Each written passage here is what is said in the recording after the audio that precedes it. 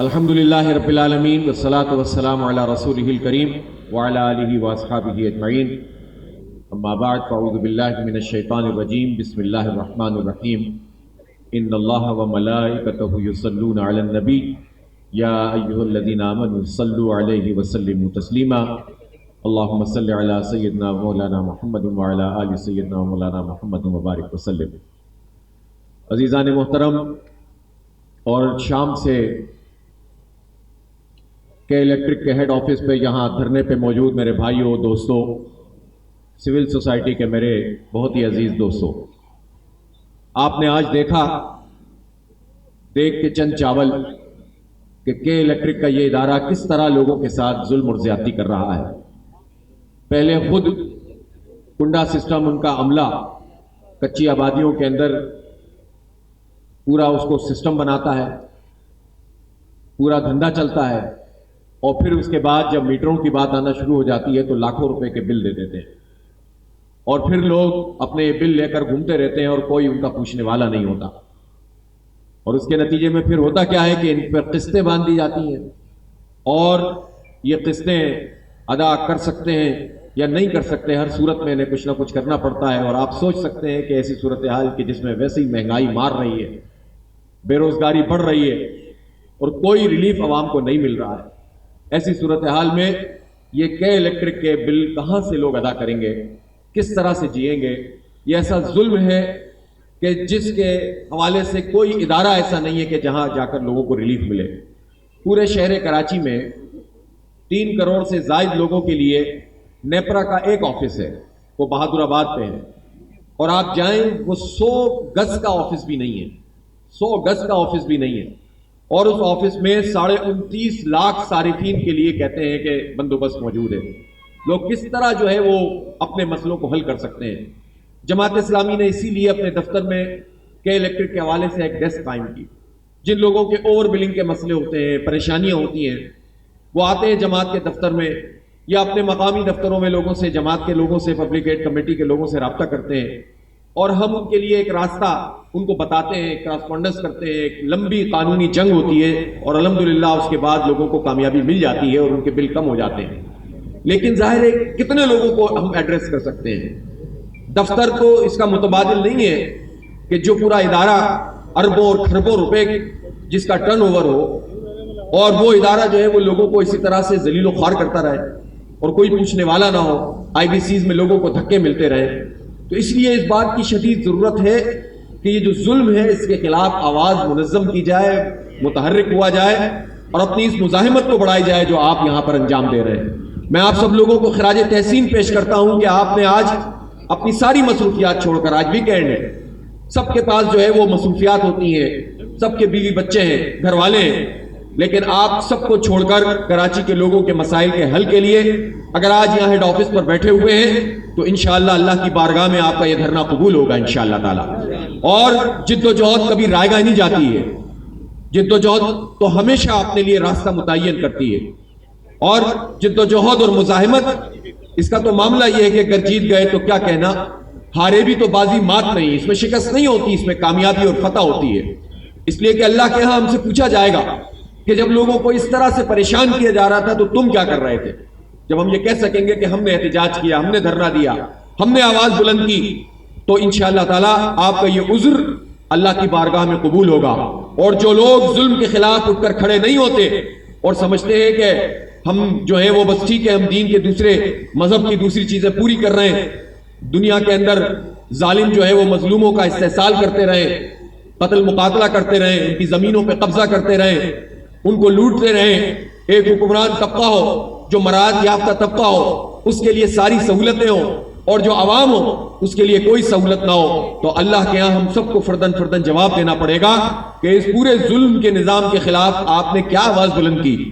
ہو سکتا ہے کہ ہم اپنی نمازوں کو پیش کریں، اپنے روزوں کو پیش کریں، اپنے حج اور زکوٰۃ کو پیش کریں، تو اللہ تعالیٰ کی طرف سے ہم سے یہ سوال ہو کہ نماز تو تم پر فرض تھی، تم نے ادا کر دی، روزے تم نے رکھ لیے، حج کی تمہیں استطاعت تھی تم نے کر لیا، اور زکوٰۃ تمہارے مال میں لگتی تھی تو اللہ کی طرف سے ایک طرح کا یہ تمہارے اوپر ٹیکس تھا وہ تم نے ادا کر دیا۔ لیکن صرف اس سے تو مسئلہ حل نہیں ہوتا، تمہیں تو زمین میں اللہ کی نیابت کے لیے بھیجا گیا تھا، ظلم کے نظام سے نجات دلانے کے لیے لوگوں کو بھیجا گیا تھا، عدل کی بالادستی اور حق کے نظام کو غالب کرنے کے لیے بھیجا گیا تھا۔ جب یہ حق غالب نہیں تھا اور ظلم اور فساد موجود تھا تو تم لوگ کیا کر رہے تھے؟ تو آپ سوچ سکتے ہیں کہ ہم وہاں پر کیا عذر پیش کریں گے۔ ہمارے رسول پاک صلی اللہ علیہ وآلہ وسلم جس نے تمام مظالم کو ڈھا کر اور ظلم کے پورے سسٹم کو ایک طرف کر کے حق کا سسٹم قائم کیا اور ہمارے لیے اس نظام کو چھوڑ کر گئے، تو ان کا سامنا ہم کیسے کر سکیں گے؟ اس لیے میرے بھائیوں، جب آپ ظلم کے خلاف جد و جہد کریں، جب آپ ناانصافی کے خلاف اٹھ کر کھڑے ہو اور حق کی بنیاد پر کھڑے ہو، کسی تعصب کی بنیاد پر نہیں، لسانیت کی بنیاد پر نہیں، نفرت کی بنیاد پر نہیں، بلکہ سب لوگوں کو حق اور انصاف کی بنیاد پر مظلوموں اور محروموں کو جمع کر کے ظالموں کے خلاف ان کو جو ہے سفارہ کرنے کی جد و جہد کریں، تو یہ سوچ کر کریں کہ انشاءاللہ اللہ تعالی ہماری اس جد و جہد کو قبول کرے گا اور جنتوں میں ہمارے لیے اعلیٰ مقام عطا کرے گا۔ اس لیے پہلی بات تو یہی ہے کہ آپ یہاں پر آئے ہیں تو آپ نے اپنا فرض ادا کیا ہے، لیکن ظاہر ہے کہ یہ تو ہم آرام سے یہاں پر بیٹھے ہیں۔ ہم تو دنیا میں ظلم کے خلاف جد و جہد کرنے والوں کو دیکھتے ہیں کہ وہ میدان میں نکلتے ہیں، انہیں قتل کر دیا جاتا ہے، وہ جد و جہد کرتے ہیں، ان کے راستوں کو مسدود کر دیا جاتا ہے۔ قبلہ اول کی آزادی کی جنگ کرنے والے فلسطینی بھائیوں کے اوپر تو گولیاں چلائی جاتی ہیں، ہمارے بچوں کو گرفتار کیا جاتا ہے۔ مصر میں جو اخوان المسلمون نے جمہوری طریقے سے جد و جہد کی اور کامیابی حاصل کی تو ان کی حکومت کو ختم کر دیا گیا اور امریکی اور اسرائیلی آشرواد سے ہزاروں لوگوں کو قتل کر دیا گیا۔ آج بھی ہزاروں لوگ وہاں پر جیل میں موجود ہیں۔ بنگلہ دیش میں اسلامی تحریک اسلامی نظام کی جد و جہد کر رہی ہے، ہزاروں کی تعداد میں جیل میں موجود ہے۔ کشمیر کے مسلمانوں کے اوپر عرصہ حیات تنگ ہے، تو آپ تو پھر بھی یہاں پر اچھے ماحول میں بیٹھے ہوئے ہیں، ہوا بھی چل رہی ہے اور دھرنا بھی چل رہا ہے، لیکن میرے بھائیوں ہر طرح کے حالات کے لیے آپ کو تیار ہونا پڑے گا۔ اس لیے کہ ہم انتظامیہ سے بھی یہ کہنا چاہتے ہیں کہ آپ یہ مت سمجھیں کہ جماعت اسلامی بس اسی طرح سے آئے گی، بیٹھے گی، تقریریں کریں گے اور چلے جائیں گے۔ جب ہمیں انصاف نہیں ملے گا، جب ہم ظلم ہوتا ہوا دیکھتے رہیں گے اور کسی کے کان پہ جو نہیں رہیں گی، تو ہم خود تو ڈسٹرب ہو رہے ہیں، آپ کو بھی ڈسٹرب کریں گے انشاءاللہ تعالی، آپ کے لیے بھی رکاوٹیں کھڑی کریں گے، آپ کو بھی مشکلات میں مبتلا کریں گے۔ اور یہ اتنے آرام سے سی ایم ہاؤس میں اور گورنر ہاؤس میں ایسے بیٹھتے ہیں کہ جیسے انہوں نے پورے کے پورے علاقوں کو فتح کر لیا ہے، کیسے کیسے دعوے کرتے ہیں اور کیسی کیسی حرکتیں کرتے ہیں۔ میں تو پوچھنا چاہتا ہوں عمران اسماعیل سے بھی اور عمران خان سے بھی کہ وہ گورنر ہاؤس کہاں چلا گیا جس میں آپ نے الاؤ کیا تھا کہ ہر کوئی گورنر ہاؤس کے اندر جا کر بیٹھ سکتا ہے؟ تو ہم بھی یہ چاہتے ہیں کہ ہم گورنر ہاؤس کے اندر جا کر بیٹھ جائیں۔ کیا آپ ہماری میزبانی کرنے کے لیے تیار ہیں کہ نہیں تیار ہیں؟ اس لیے میرے بھائیوں، ان بڑے بڑے جو ہے وہ قلعوں کے اندر رہنے والے کبھی آپ کے بارے میں نہیں سوچ سکتے۔ بدقسمتی یہ ہے کہ اس وقت کراچی کا مینڈیٹ جن جماعتوں کے ہاتھ میں ہے، وہ کراچی کے لوگوں کا ایک مسئلہ بھی حل نہیں کر رہا ہے، وہ کسی کے لیے کچھ کرنے کے لیے تیار نہیں ہے۔ یہاں نوکریوں کا مسئلہ ہے، نوکریاں یہاں نوجوانوں کو نہیں ملتی۔ کوئی ہے مینڈیٹ رکھنے والا جو اس کے لیے آپ کے لیے آواز بلند کرتا ہو؟ بلکہ انہوں نے تو الٹا کام یہ کیا کہ وہ کوٹا سسٹم جس کو 40 سال کی مدت ہو گئی تھی اور غیر قانونی طریقے سے آگے چل رہا تھا، بجائے اس کے کہ اس کو ختم کر دیتے، پی ٹی آئی اور ایم کیو ایم کی وفاقی حکومت نے غیر معینہ مدت کے لیے کوٹا سسٹم میں اضافہ کر دیا۔ کتنا بڑا ظلم انہوں نے کراچی کے لوگوں کے ساتھ کیا ہے کہ جس سے مینڈیٹ لیا انہی کی پیٹھ میں جو ہے وہ چھرا گھونپ دیا۔ اور پھر یہیں پر بس نہیں کیا، بلکہ مردم شماری کا وہ قضیہ، مردم شماری کا وہ معاملہ جو ایک متنازعہ معاملہ تھا اور جس پر یہ طے ہو گیا تھا کہ یہ سر نو ہونی چاہیے اور پچھلی کو قبول نہیں کیا جائے گا، لیکن یہ جرم بھی پی ٹی آئی اور ایم کیو ایم کی مشترکہ حکومت نے کیا کہ اس جعلی، فراڈ، دھوکہ دینے والی مردم شماری کو قانونی حیثیت کر کے آج کراچی کو انہوں نے قانونی طور پر آدھا کر دیا اور ہماری گنتی کو آدھا کر دیا، اور ہمیں دھوکہ یہ دیتے ہیں کہ ہم اس مردم شماری کو دوبارہ سے کروائیں گے اور 2023 کا انتخاب اس کی بنیاد پر ہوگا، اور انہوں نے وہاں یہ اعلان کیا کہ 6 ہفتوں میں ہم ٹی او آر دے دیں گے۔ میں پوچھنا چاہتا ہوں کہ کتنے دھوکے آپ ہمیں دیں گے، کتنا جھوٹ ہم سے بولیں گے؟ 6 ہفتے نہیں، اب تقریباً 10 ہفتے ہو گئے ہیں، نہ وہ کمیٹی سامنے آئی ہے کہ جسے مردم شماری کرانی ہے اور نہ وہ ٹی او آر سامنے آئے ہیں۔ اور اس بجٹ میں میں آپ کو بتاؤں کہ صرف دکھانے کے لیے انہوں نے 5 ارب روپے مردم شماری میں رکھے ہیں، جبکہ جب یہ طے ہوا تھا کہ پچھلی جو غلط مردم شماری ہے اس کے لیے 5% بلاک کھولے جائیں گے اور صرف 5% جگہوں کے اوپر مردم شماری ہوگی تو اس کا جو بجٹ سبمٹ کرایا گیا تھا وہ 7 ارب روپے سے زائد تھا. آپ بتائیں کہ اس پوری 100% مردم شماری کرانے کے لیے انہوں نے 5 ارب روپے رکھے ہیں. یہ فراڈ کیا ہے, یہ دھوکہ دیا ہے. ایک مرتبہ پھر ہمارے ساتھ انہوں نے دھوکہ کیا ہے. اس لیے ہمیں یہ مردم شماری قبول نہیں ہے جس میں ہماری گنتی آدھی کر دی گئی ہے, جس میں ہماری نمائندگی آدھی کر دی گئی ہے, جس میں ہمارے پروجیکٹ ہماری آدھی گنتی کے مطابق ہوں گے. اس لیے جب آپ کہتے ہیں کہ پانی کا پروجیکٹ ہوگا تو 1.5 کروڑ کے لیے ہوگا کہ 3 کروڑ کے لیے ہوگا. پی ٹی آئی اور ایم کیو ایم نے اور کسی حد تک سندھ حکومت نے صرف زبانی جمع خرچ کی, لیکن اصل میں تو وہ اس لیے بات نہیں کرتے کہ پیپلز پارٹی کو اس بات کی بہت تکلیف ہوتی ہے کہ اگر سندھ کی آبادی کی بات کرو تو اس میں کراچی کی آبادی جب بڑھ جائے گی تو وڈیروں کی گنتی جو ہے وہ اسمبلی سے کم ہونا شروع ہو جائے گی.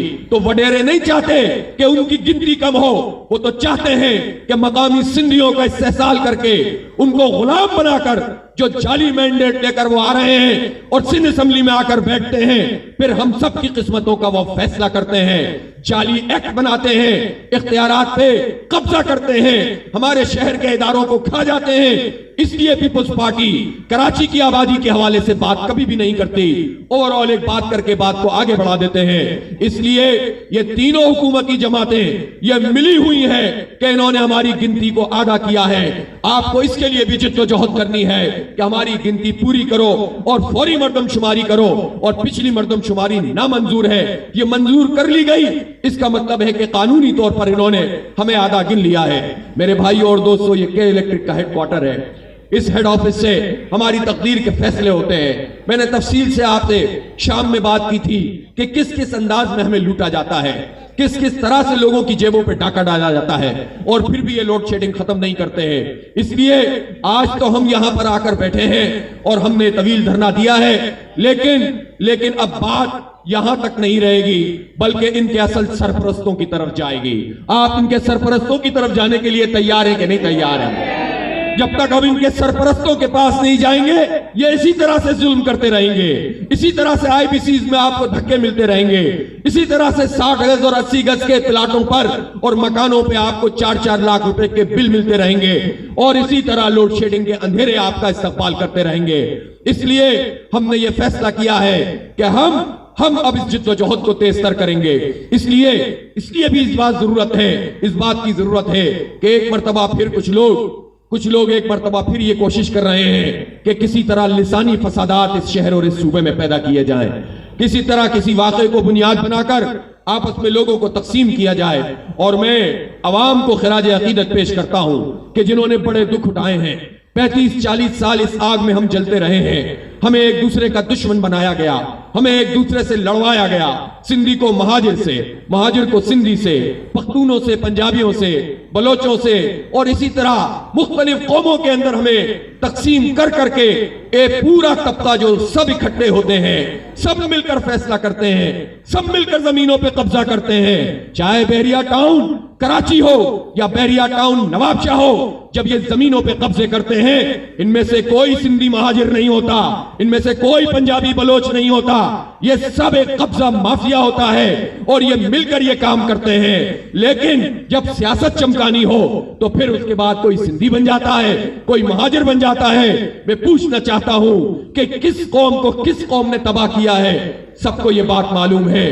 سندھیوں کے جو حالات آج ہیں, یہ سندھیوں کے حالات کیا سندھ کے وڈیروں نے نہیں بنائے ہیں, سندھ کے جاگیرداروں نے نہیں بنائے ہیں. ان کو غلام بنا کر جن لوگوں نے رکھا ہوا ہے وہ بھی انہی کی زبان بولتے ہیں. لیکن جب مفادات کا معاملہ آئے تو یہ لوگوں کو آپس میں تقسیم کرنا شروع کر دیتے ہیں. میں پوچھنا چاہتا ہوں, جب زمینوں پہ زرداری صاحب اور ملک ریاض قبضے کر رہے تھے تو اس وقت پیپلز پارٹی کہاں تھی, اس وقت وڈیرے کہاں تھے, اس وقت M N As, M P S ان سب علاقوں کے کہاں تھے کہ جو مل کر ملک ریاض کو طاقت فراہم کر رہے تھے؟ اور بعد میں جب ریٹ میں آگے پیچھے ہوا, جب بعد میں ڈیل جو ہے آگے پیچھے ہونے لگی یا مزید کچھ زرداری صاحب کو شاید چاہیے ہو, تو پھر انہوں نے ایک لسانیت اور تعصب پیدا کرنا شروع کر دیا.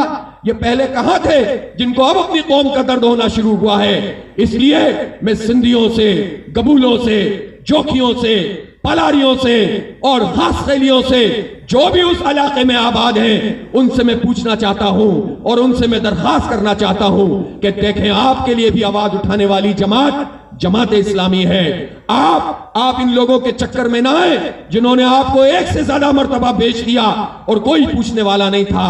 اور لوگ ادارہ نور حق میں آتے تھے اور کہتے تھے کہ ہماری زمینوں پہ قبضہ ہو رہا ہے. بس ہم سے جب یہ پوچھتے تھے کہ آپ ہمیں اپنی فائل دکھائیے تو وہ کہتے تھے فائلیں تو وڈیروں کے پاس ہیں, فائلیں تو پٹواریوں کے پاس ہیں. وہ غریب لوگ کہتے تھے ہمارا سودا تو بڑے وڈیرے کرتے ہیں, بڑے جاگیردار کرتے ہیں. اور ہم ان سے کہتے تھے کہ جب آپ کی پیمنٹ ہوتی ہے, جب آپ کو پیسے دیے جاتے ہیں آپ کے وڈیروں کو, تو اس کا کوئی ریکارڈ ہوتا ہوگا. وہ ہم سے کہتے تھے کوئی اس کا ریکارڈ موجود نہیں ہے, یہ تو انڈر دی ٹیبل سارے کام ہوتے ہیں. اس لیے میرے بھائیوں اس بات کو سمجھنے کی ضرورت ہے کہ یہ بڑے وڈیرے اور جاگیردار, ان کی نہ کوئی زبان ہے, نہ ان کی کوئی نسل ہے, نہ ان کا کوئی قبیلہ ہے, بلکہ ان کا سب کچھ ان کی دولت ہے, ان کی طاقت ہے. یہ غلام بنا کر جس طرح لوگوں کو رکھتے ہیں یہ پورا لائف سٹائل ہے. اسی طرح ہمارے شہر کراچی میں 30-35 سال جس نے سب سے زیادہ مہاجروں کا استحصال کیا وہ کون ہے؟ وہ ایم کیو ایم ہے, جس نے یہاں کی معیشت کو تباہ کیا, یہاں کی تعلیم کو تباہ کیا, ہماری تہذیب کو تباہ کیا, ہمارے کلچر کو تباہ کیا, ہم سے ہماری نوکریاں چھین لی, ہمارے ہاتھوں سے قلم لے کر ہمیں بھٹا خور بنایا, ہمارے بچوں کو ہمیں دہشت گرد بنایا, اور اس عذاب سے آج بھی ہم نہیں نکل پائے ہیں. اس لیے یہاں بھی سب سے زیادہ مسئلہ اپنی ہی زبان بولنے والوں نے کیا. تو پھر یہ مسئلہ زبان کا تو نہ ہوا, یہ تو مسئلہ طبقات کا ہوا, یہ مسئلہ تو پھر قبیلے کا نہیں ہوا, یہ مسئلہ کوئی برادری کا نہیں ہے, بلکہ یہ سب اکٹھے ہو کر حکومت میں شامل ہوتے ہیں. میں پوچھنا چاہتا ہوں جب کراچی کا یہ کے الیکٹرک, جو اب کے الیکٹرک کے نام سے انہوں نے 2009-11 میں تقریباً جو ہے وہ بنا دیا, یہ کے ای ایس سی تھا, یہ تو بہت بڑا ہمارا ادارہ تھا.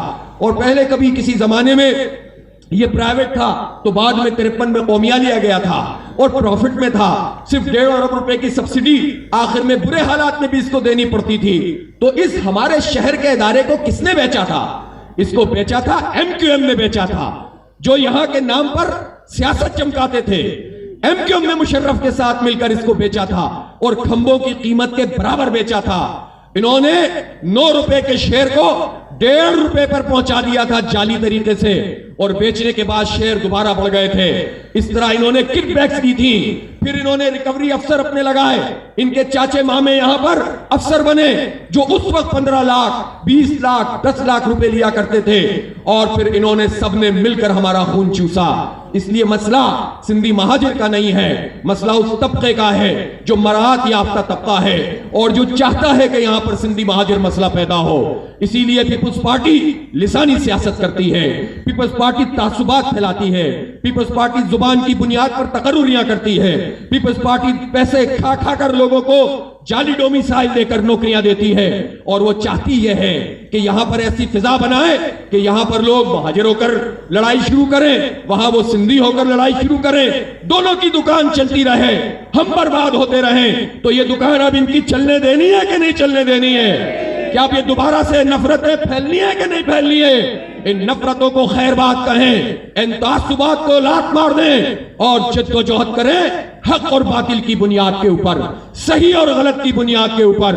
میں پوچھنا چاہتا ہوں اس بحریہ ٹاؤن میں جب ملک ریاض لوگوں کو کا استحصال کر رہا تھا, جب ان کی پیمنٹس نہیں ہو رہی تھیں, جب ان کے چیک باؤنس ہو رہے تھے, جب ان کو جگہیں فراہم نہیں کی جا رہی تھیں, جب ان کو پلاٹ نہیں مل رہے تھے, جب فورس پوزیشن دیا ہوا تھا, جب 35% چارجز لگا دیے گئے تھے, تو یہ جو لوگ تھے بحریہ ٹاؤن کے جنہوں نے اپنی جمع پونجی وہاں پر لگائی تھی, بیرون ملک رہنے والوں نے جو پیسے وہاں لگائے تھے, کراچی والوں نے, پورے سندھ کے لوگوں نے, پنجاب کے لوگوں نے, ہمارے کے پی کے لوگوں نے, بلوچستان کے لوگوں نے, جس کے پاس جو کچھ تھا اس نے سوچا کہ ایک سوسائٹی بن رہی ہے, طاقتور لوگوں کی سوسائٹی ہے, یہاں پر ہم انویسٹمنٹ کر دیتے ہیں, یار یہاں رہائش اختیار کریں گے, اور لوگوں نے سب کچھ اپنا لگا دیا.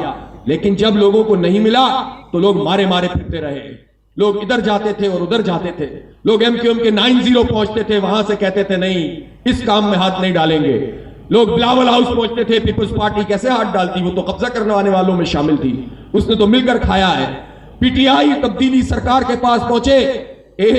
ایک بندے نے ایک بیان دے دیا پی ٹی آئی کے ایک ایم پی اے نے, تو پی ٹی آئی کے لوگوں نے اس کو فون کر کہا کہ آئندہ ملک ریاض کے خلاف کوئی بیان نہیں دیا جائے گا, آئندہ بحریہ ٹاؤن کے حوالے سے کوئی کام نہیں کیا جائے گا.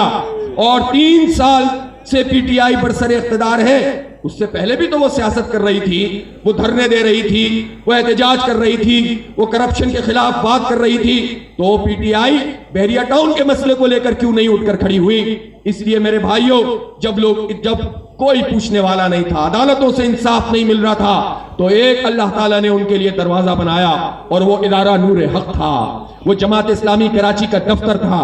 لوگ وہاں پر پہنچے اور لوگوں نے اپنی کاغذات دکھائے. ہم نے کہا کہ یار یہ زمینوں کا معاملہ ہے, اس میں تو ہمیں سمجھ میں ہی نہیں آتا کہ چکر کیا ہے. انہوں نے کہا نہیں, ہمارے ساتھ ناانصافی ہوئی ہے. ہم نے کہا حکومت کے پاس جاؤ, ان پارٹیوں کے پاس جاؤ. لوگوں نے کہا کہ کوئی ہماری بات سننے کے لیے تیار نہیں, ہم جماعت اسلامی کے پاس آئے ہیں. ہم نے ایک نہیں کوئی 10 مشاورتیں کی, اور 10 مشاورتوں کے بعد پھر اس بات کا فیصلہ کیا کہ ٹھیک ہے جماعت اسلامی اگرچہ حکومت نہیں ہے, ریاست نہیں ہے, عدالت نہیں ہے, لیکن جماعت اسلامی پولیٹیکل پارٹی تو ہے, عوام کے ساتھ تو کھڑی ہوتی ہے, موقع ملتا ہے تو خدمت تو کرتے ہیں. کورونا میں جب کوئی نہیں ہوتا تو جماعت کا ورکر نکلتا ہے, جب کوئی سیلاب میں سامنے نہیں آتا تو جماعت اسلامی کا خدمت گار آگے بڑھتا ہے, اس کا رضاکار لوگوں کو سنبھالتا ہے. بارش میں جب ڈوبنے لگتے ہیں تو یہ تو دم دبک کے بیٹھی ہوئی پارٹیاں ہوتی ہیں. جماعت کا کارکن ہوتا ہے جو یہ بھی نہیں دیکھتا کہ کتنا گہرا پانی ہے, چھلانگ مار کر لوگوں کو نکالتے ہیں, نالوں کے اندر تیر جاتے ہیں. تو ایسے جالے, ایسے لوگ, ایسے ہمارے جو ہے وہ زبردست قسم کے لوگ جب جماعت اسلامی کے ساتھ ہیں تو ہم کیسے ان ہزاروں لاکھوں لوگوں کو چھوڑ سکتے ہیں؟ اس لیے ہم نے ان کی آواز اٹھائی. جب آواز اٹھائی تو جس طرح سب سے رابطہ ہوتا ہے ہم سے بھی رابطہ ہوا, لیکن ہم نے کہا کہ نہیں, آپ مسئلہ حل کریں. ہم سے کہا گیا آپ اپنے کیسز بھیج دیجئے, مسئلہ حل ہو جائے گا. ہم نے کہا ہمارے کیسز کا مسئلہ نہیں ہے, مسئلہ کراچی کے لوگوں کا ہے, مسئلہ اس میں انویسٹمنٹ کرنے والے تمام لوگوں کا ہے. اور پھر یہ ہوا کہ ان کو مجبور ہونا پڑا, ہم سے ایگریمنٹ انہوں نے کیا ہے, اور اس ایگریمنٹ کی یہ لیگل حیثیت ہے کہ اس ایگریمنٹ کو لے کر ہم پاکستان کی کسی بھی عدالت میں جا سکتے ہیں. اس کی کلوز میں یہ بات موجود ہے. ہم نے پھر لوگوں سے مشورہ کیا کہ دیکھو ایگریمنٹ بھی ہو گیا ہے, کمیٹی بھی بن گئی ہے, کچھ لوگوں کو ریلیف بھی مل گیا ہے, لیکن ہمیں ملک ریاض صاحب کی طرف سے وہ تعاون نہیں مل رہا کہ لوگوں کے مسئلے حل ہوں. ہم اس کو چھوڑ دیتے ہیں, آپ اپنی مرضی سے FIR کٹوائیں اور ہم بھی آپ کے ساتھ شامل ہو جائیں گے. لوگوں نے کہا کہ نہیں, ہمیں ریلیف ملا ہے, 35% کا جو ہم پر تلوار لٹکی تھی وہ ہٹی ہے, فورس پوزیشن کی جو بات تھی وہ موجود نہیں ہے, اور چیک بھی اب ملنا شروع ہوئے. تو ہم سے لوگوں نے ہم سے کہا کہ جماعت اسلامی پیچھے نہ ہٹے, ہم آپ کی قیادت میں ہی اس کام کو کرنا چاہتے ہیں. اور میں آج پھر کہہ رہا ہوں, ان تمام متاثرین سے کہہ رہا ہوں کہ جو ادھر ادھر پھرتے ہیں انہیں ریلیف نہیں ملتا, اور جماعت اسلامی ان کی آواز بن. جس دن وہ کہیں گے کہ جماعت اسلامی ہٹ جائے, ہم اپنے طور پر اس مسئلے کو حل کر دیں. ہمیں کوئی شوق نہیں ہے, لیکن میں یہ سمجھتا ہوں کہ ہم بتا دینا چاہتے ہیں کہ کراچی کوئی چراگاہ نہیں ہے کہ جو چاہے آئے قبضہ کرے اور اپنی جاگیریں بنائے اور لوگوں کو دھوکہ دے اور چلا جائے. ملک ریاض صاحب, آپ کو ایک ایک بندے کا مسئلہ حل کرنا پڑے گا, اور ایک ایک زمین کے پیسے ادا کرنے پڑیں گے, ناجائز قبضے کو ختم کرنا پڑے گا, اور جتنے چیکس ہیں ان کو آنر کرنا پڑے گا. ورنہ پھر ہم جب دھرنا دیں گے تو ہم کچھ کر کے بھاگ نہیں جائیں گے, بلکہ موجود رہیں گے اور آپ سے سارے مسئلے حل کروائیں گے. اس لیے کہ یہ پروجیکٹ اب ان سارے لوگوں کا پروجیکٹ ہے جنہوں نے اس میں انویسٹمنٹ کی ہوئی ہے. اس لیے ملک بحریہ ٹاؤن کا مسئلہ ہو, مردم شماری کا معاملہ ہو, بلدیاتی ایکٹ کا معاملہ ہو, پیپلز پارٹی اب اس بات کی تیاری کر رہی ہے کہ ایک جعلی ایکٹ دوبارہ سے ترمیم کریں گے.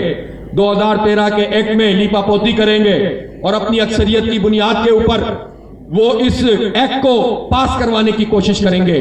اور اس میں جو تعاون حاصل ہوگا وہ MQM اور پیپلز پارٹی اور جو ہے وہ PTI کا ہوگا. اس لیے کہ وہ نعرے لگائیں گے, وہ احتجاج کریں گے, اور وہ واک آؤٹ کر کے چلے جائیں گے. بلکہ ایک اور بات بتاؤں, ہوگا یہ کہ بجٹ میں بھی یہ کارروائی ڈالی جا سکتی ہے کہ بجٹ آئے گا, یہ کارروائی ڈالی جائے گی, اور جب بجٹ سے واک آؤٹ کر کے یہ باہر جائیں گے تو انڈرسٹینڈنگ سے ایک ایکٹ آ جائے گا, اور اس ایکٹ کو وڈیروں کی اکثریت سے منظور کر کے ہمارے اوپر ایک اور غلامی کا توق ڈال دیا جائے گا. ہاں ایم کیو ایم آپ کے خلاف کچھ نہیں کر سکتی، اس لیے کہ اس کی فائلیں بنی ہوئی ہیں، اور آپ تو ہینڈز اینڈ گلوز رہے ہیں، آپ تو حکومتوں میں شامل رہے ہیں، جو پچھلا ایکٹ بھی تھا ایم کیو ایم کی رضامندی سے ہی بنا تھا، تو اس لیے ان کا یہ پرابلم نہیں ہے۔ پی ٹی آئی کو تو کراچی کا مسئلہ سمجھ میں ہی نہیں آتا، ان کے تو M N As M P S Karachi کے مین اسٹریم آبادیوں میں رہتے ہی نہیں ہیں، ان کی تو 14 ایم این ایز میں سے مجھے بتائیں، جمیل بھائی بتا رہے تھے کہ 11 یا 12 ہی شاید جو ہے وہ کراچی کی مین اسٹریم آبادیوں میں رہتے ہیں، ایک خاص جگہ پہ رہنے والے لوگ ہیں۔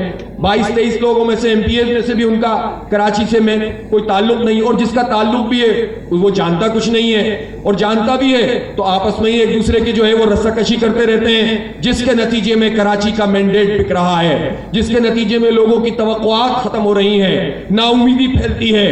اس لیے جماعت اسلامی اس بات کو واضح کر دینا چاہتی ہے کہ اگر پیپلز پارٹی نے کوئی ایسا ایکٹ لانے کی کوشش کی کہ جس پہ کراچی اور سندھ کے بلدیاتی انتخاب کے اوپر اس نے قبضہ کرنے کی کوشش کی، تو پھر معاملہ صرف رسمی احتجاج سے نہیں ہوگا، پھر اس کے بعد ہم سی ایم ہاؤس بھی پہنچیں گے، سندھ اسمبلی کا بھی باقاعدہ گھیراؤ کریں گے، اور پھر ایسے نہیں جائیں گے، اپنی مرضی کا ایکٹ لے کر جائیں گے انشاءاللہ تعالی۔ تعلیمات اقتدار، تعلیمات اقتدار، یہ کہاں کا تماشا ہے؟ 1500 یونین کونسلیں تقریباً سندھ بھر میں ہیں، کراچی کی آبادی آدھی آبادی ہے سندھ کی آبادی کا، اور اس جعلی مردم شماری کے نمبر بھی دیکھ لیے جائیں اس میں بھی 1/3 ہے، لیکن کراچی میں یونین کمیٹیاں 209 اور بقیہ سندھ میں یونین کمیٹیاں 1300 کچھ۔ 5-5 لاکھ روپے آپ یونین کمیٹیوں کو دیتے ہیں، حساب لگا لیجئے، کراچی جو 95% سندھ کا ریونیو جنریٹ کر رہا ہے اس کے لیے 10 کروڑ روپے، اور جو بقیہ سندھ ہے اس کے لیے کتنے کروڑ روپے؟ خود ہی گنتی کر لیجئے آپ، 60-65 کروڑ روپے بنتے ہیں۔ تو کیوں یہ فراڈ کرتے ہیں، کیوں لوگوں کو تقسیم کرتے ہیں؟ اس لیے ہمارا مطالبہ بہت واضح ہے، کم از کم 700 یونین کمیٹیاں کراچی میں ہونی چاہیے، ورنہ یہ حلقہ بندیاں قبول نہیں کی جائیں گی جو سندھ حکومت الیکشن کمیشن کے ساتھ مل کر جس پر کام کر رہی ہے۔ الیکشن کمیشن کوئی آزاد نہیں ہے، پیپلز پارٹی کا اس میں انفلوئنس ہے، اپنی مرضی کی حلقہ بندیاں، اپنی مرضی کا ایک اسمبلی سے پاس کروانا، اپنی مرضی کی ووٹر لسٹیں بنوانا، سسٹم پر انہوں نے اس طرح سے جڑوں تک بیٹھ گئے ہیں، کرپٹ مافیا کو ان کر دیا ہے، بیوروکریسی پوری کرپٹ، سندھ سیکریٹریٹ ایک خاص قسم کا منظر پیش کر رہا ہوتا ہے۔ اس لیے الیکشن کمیشن کو بھی واضح کر دینا چاہتے ہیں کہ آپ اگر پیپلز پارٹی کے انفلوئنس میں کراچی دشمن فیصلہ کریں گے تو ہم آپ کا رخ بھی کریں گے اور آپ کو بھی بے نقاب کریں گے۔ میرے بھائیوں اور دوستو، اس لیے کراچی کے وہ سارے مسئلے کہ آپ دیکھیں ہمارے نوجوان پڑھ لیتے ہیں، لکھ لیتے ہیں، ڈگریاں ان کے ہاتھ میں ہیں، لیکن کہاں جائیں؟ یا تو وہ باہر جانے کی طاقت رکھتے ہیں تو باہر چلے جائیں، ورنہ پھر کیا کریں؟ ورنہ وہ فوڈ سپلائی کا کام کریں، ورنہ پھر بس وہ زیادہ سے زیادہ یہ کام کریں کہ آن لائن ٹریڈنگ کریں۔ کتنے لوگ آن لائن ٹریڈنگ کر سکتے ہیں؟ کتنے لوگ ایمیزون سے جو ہے وہ فائدہ اٹھا سکتے ہیں؟ جب ایک جگہ جا کر سیچوریشن لیول آئے گا تو کسی کو بھی کچھ نہیں ملے گا۔ اصل میں تو صنعتوں میں ہمیں جگہ ملنی چاہیے، سرکاری نوکریاں ملنی چاہیے، ایجوکیشن میں ہمیں ہونا چاہیے، صحت کے شعبوں میں ہمیں ہونا چاہیے، ہسپتالوں میں کراچی کے نوجوان لڑکے اور لڑکیوں کو اپائنٹمنٹ ان کا ہونا چاہیے، کراچی کے جو بلدیاتی ادارے ہیں اس میں کراچی کے لوگوں کو ہونا چاہیے۔ اور جب ہم کراچی کی بات کرتے ہیں تو کراچی میں رہنے والے سب لوگوں کی بات کرتے ہیں۔ اس لیے ہم جب یہ بات کرتے ہیں کہ ہمارے نوجوانوں کو ملازمتیں دو تو اس کا مطلب ہے ہم کہتے ہیں کہ تعصب مت کرو، لسانیت مت پھیلاؤ، کرپشن کی بنیاد پر نوکریاں مت بانٹو، جعلی ڈومیسائل کا کاروبار نہیں کرو۔ یہ سب کرنے والی پیپلز پارٹی ہے۔ جہاں ایک طرف وفاقی حکومت نے کوٹا سسٹم کا چھرا گھونپا ہے، وہیں پر جعلی ڈومیسائل کے ذریعے سندھ حکومت کراچی اور حیدرآباد کا استحصال کر رہی ہے۔ یہ ہم نہیں کرنے دیں گے۔ جن لوگوں نے اس بنیاد پر سیاست کی اور شہر کو یرغمال بنایا، انہوں نے کراچی کو اور حیدرآباد کو کچھ بھی نہیں دیا، انہوں نے تو مزید تباہ و برباد کیا ہے۔ اب ان کے ہاتھ میں نہیں جائے گا یہ شہر۔ جماعت اسلامی کو جب اتنا سا موقع ملتا ہے تو اتنا بڑا وہ کام کرتی ہے۔ میں آپ سے کہتا ہوں، ہمارا ایک منصوبہ K4 منصوبہ ہے، یہ پانی کا منصوبہ ہے۔ تقریر ختم کر دوں یا جاری رکھوں؟ آپ لوگ بتائیں۔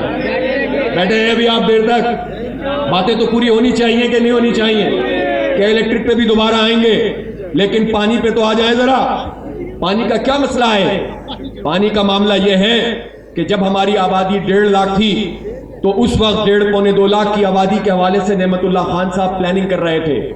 انہوں نے K3 منصوبہ مکمل کیا اپنے ٹینیور میں, K4 منصوبہ جس سے بالآخر ہمیں تقریباً یوں سمجھ لیں کہ 650 ملین گیلن پر ڈے پانی ملنا تھا. اس کے لیے کام کرنا شروع کر دیا. لیکن پھر کیا ہوا؟ نعمت اللہ خان صاحب کو زبردستی مشرف نے MQM کے ساتھ مل کر ان کا راستہ روکا اور انہیں انتخاب نہیں جیتنے دیا گیا. تاریخی دھاندلی کی گئی. 4 سال نعمت اللہ خان اور جماعت اسلامی اس شہر پہ مزید اگر بلدیاتی حکومت کرتی ہے شہر تبدیل ہو جاتا. لیکن دشمنوں کو یہ بات سمجھ میں نہیں آئی. اور پھر کیا ہوا؟ 4 سال مصطفیٰ کمال کے وہ تھے جس میں مشرف 100% نہیں 1000% جو ہے وہ مصطفیٰ کمال کو سپورٹ کر رہا تھا. پوری ٹیم نیچے تک MQM کی تھی. صوبائی حکومت ان کی تھی, وفاقی حکومت ان کی تھی, گورنر ان کا تھا, سب کچھ ان کے پاس موجود تھا. ایک قطرہ پانی کا اضافہ 4 سال مصطفیٰ کمال نے جو MQM کا میئر تھا, اور اس کے بعد پیپلز پارٹی کے ایڈمنسٹریٹر نے, پھر وسیم اختر نے جو مگرمچھ کے آنسو ہی بہاتا رہا, جو اختیار تھا اس کے بدلے میں کام نہیں کرتا تھا, جو نہیں تھا ان سے ان کے بارے میں نہیں پوچھتے. ہم تو وسیم اختر صاحب سے اس کے بارے میں پوچھتے ہیں جو اختیار آپ کا تھا.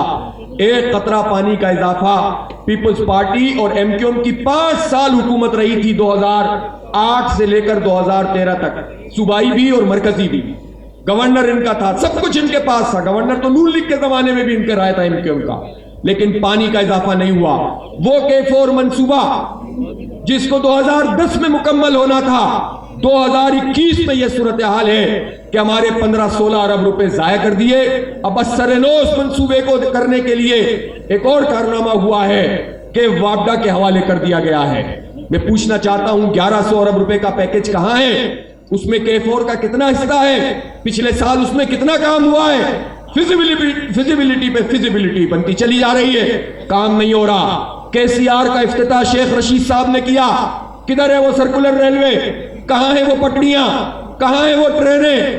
اس وقت جب سب خوش ہو رہے تھے کہ اب کراچی سرکولر ریلوے دوبارہ بحال ہو گئی, ہم نے سامنے آ کر کہا تھا کہ یہ ہمیں دھوکہ دے رہے ہیں, اور یہ ابھی بھی دھوکہ دے رہے ہیں. اس پر اس طرح کام نہیں ہو رہا. صرف نالوں کی صفائی کچھ کی ہے, اور اس میں بھی لوگوں کو کمپنسیشن نہیں دی گئی ہے, لوگوں کے گھر برباد کیے ہیں, اور جو ریہیبلیٹیشن پلان ہوتا ہے اس کے مطابق لوگوں کو جگہ فراہم نہیں کی گئی. یہ کراچی کے لوگوں کے ساتھ سلوک ہے, اور یہ سلوک کون کر رہا ہے؟ کراچی ٹرانسفارمیشن پلان ہے, کراچی ٹرانسفارمیشن کمیٹی ہے, جس کو براہ راست کور کمانڈر صاحب جس کی نگرانی کرتے ہیں, جس میں PTI ہے وفاقی حکومت, جس میں پیپلز پارٹی ہے صوبائی حکومت, جس میں MQM ہے وفاقی حکومت کی شریک, اور یہ سب مل کر پچھلے پورے سال میں 650 ارب روپے کے PSDP جو ڈیولپمنٹ پروگرام ہوتا ہے وفاق کا, اس میں سے 5 ارب روپے بھی انہوں نے کراچی پہ نہیں لگائے. پیکج کا اعلان 1100 ارب روپے کا کیا ہے, اور ابھی بھی بجٹ میں دھوکہ دے رہے ہیں. ابھی بھی انہوں نے کہا ہے ہم 750 پتہ نہیں 730 ارب روپے کراچی پہ لگائیں گے, بجٹ میں رکھ رہے ہیں. میں پوچھنا چاہتا ہوں کہ وہ آمدن کیا ہے, وہ خرچ کہاں پر ہوگا؟ جب PSDP کی 900 ارب روپے کی لسٹ آئے گی تو دودھ کا دودھ پانی کا پانی سامنے ہو جائے گا کہ کراچی وزیر اعظم کی کتنی ترجیح میں ہے. اس لیے کراچی کے لوگوں, نہ وزیر اعظم آپ کو کچھ دے گا, نہ وزیر اعلیٰ آپ کو کچھ دے گا. آپ کو اپنا حق خود لینا پڑے گا, اور ان تکیوں پہ سہارا نہ لیں کہ جنہوں نے آپ کو ہوا دی ہے اور جنہوں نے آپ کو برباد کیا ہے. آپ کی جینوئن لیڈرشپ جماعت اسلامی ہے. جماعت اسلامی نے کراچی کے حقوق کی اس وقت بات کی تھی جب میئر افغانی موجود تھے, اور پوری بلدیہ ان کی خدمت کر رہی تھی, اور کہہ رہی تھی کہ کراچی کو موٹر وہیکل ٹیکس دیا جائے. آپ کو پتا ہے کہ ان کی بلدیہ کو ختم کر دیا گیا, اس کو برطرف کر دیا گیا, اور افغانی صاحب کو گرفتار کیا گیا, اور MQM کو لا کر ہمارے شہر کے اوپر بسا دیا گیا. حالات ایسے بنائے گئے کہ تعصب پھیل گیا, اور لوگوں نے سمجھا قسمت بدل جائے گی. لیکن آپ دیکھیں کتنا عرصہ گزر گیا, 34-35 سال گزر گئے. اس لیے آج بھی جماعت اسلامی اگر کہ الیکٹرک کے ہیڈ آفس پہ موجود ہے تو یہ تو ان کا کام تھا جن کے پاس مینڈیٹ ہے. کیسے یہ ایک کمپنی, ایک پرائیویٹ کمپنی خون نچوڑتی رہے اور پورا مینڈیٹ تماشا دیکھتا رہے. چھینک آنے پہ ہڑتال کرنے والے, شہر کو بند کرنے والے تماشا دیکھتے رہے, اور کہ الیکٹرک دندناتی پھرے. ان کی ملی بھگت کے بغیر یہ نہیں ہو سکتا تھا. اس لیے میرے بھائیوں, اب یہ جو کشمکش ہے یہ آگے بڑھنے کا وقت آ گیا ہے، اس لیے کہ جو انتخاب قریب آئے گا یہ جو ہے یہ نمائشی اقدامات شروع ہو جائیں گے، چند روڈوں کی پیچ ورکنگ شروع ہو جائے گی، کچھ جو ہے وہ پائپ لا کے ڈالنے شروع کر دیں گے، لیکن بے فکر رہیں، جو پیچ ورکنگ یہ اس وقت کر رہے ہیں ہم بھی اس کا مٹیریل دیکھ رہے ہیں، بارش ہوگی تو پتہ چل جائے گا کہ یہ پیچ ورکنگ کہاں پر موجود ہے، یہ تو صرف فائلیں بھرنے کے دھندے ہیں، اور مسئلہ چند سڑکیں نہیں ہیں، بنیادی مسئلہ ہماری نمائندگی ہے، بنیادی مسئلہ ہمارا جو ہے وہ نوکریاں ہیں ہمارے نوجوانوں کی، بنیادی مسئلہ پورا انفراسٹرکچر ہے، بنیادی مسئلہ یہ ہے کہ لسانیت کی بنیاد پر فیصلے نہ ہوں، حق اور انصاف کی بنیاد پر فیصلے ہوں، اس لیے حق دو کراچی تحریک کا ایک اگلا مرحلہ ہم شروع کریں گے انشاءاللہ، اور ہمارا اگلا پڑاؤ، اور اب ہم ایسا اعلان نہیں کر رہے کہ جائیں گے اور آ جائیں گے، لوگ کہتے ہیں کہ کہاں جائیں، سی ایم ہاؤس جائیں کہ گورنر ہاؤس جائیں، گورنر ہاؤس جاتے ہیں تو لوگ کہتے ہیں آپ سی ایم ہاؤس کیوں نہیں جاتے، اس لیے کہ پیپلز پارٹی برسر اقتدار ہے، ہم انہیں بتاتے ہیں کہ مردم شماری وفاق کا معاملہ ہے، کوٹا سسٹم وفاق کا معاملہ ہے، کے الیکٹرک وفاق کا معاملہ ہے، 1100 ارب روپے کے پیکج وزیر اعظم نے اعلان کیا ہے،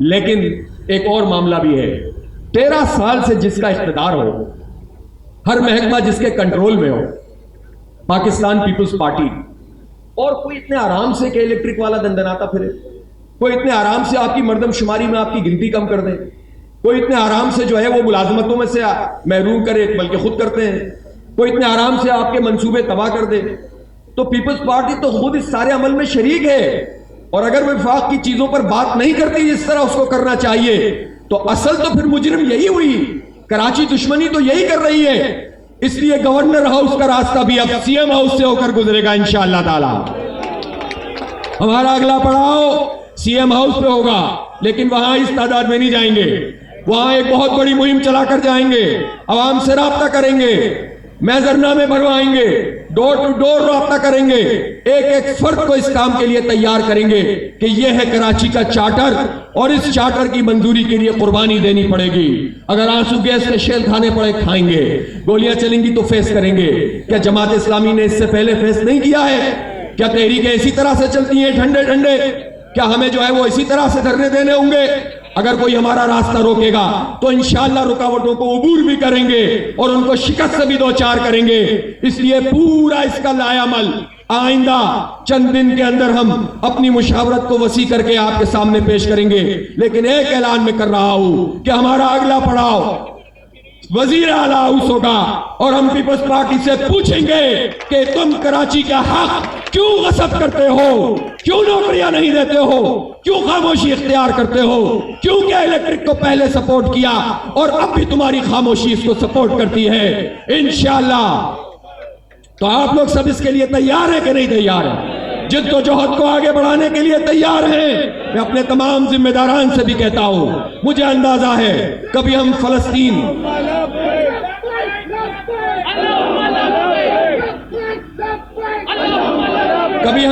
مارچ کرتے ہیں، اس کے لیے موبلائزیشن کرتے ہیں، کبھی ہم حق و کراچی ریلی نکالتے ہیں، کبھی ہم اور اسی طرح لوگوں کے مسائل کے حل کے لیے مسلسل ہمارا کارکن متحرک رہتا ہے۔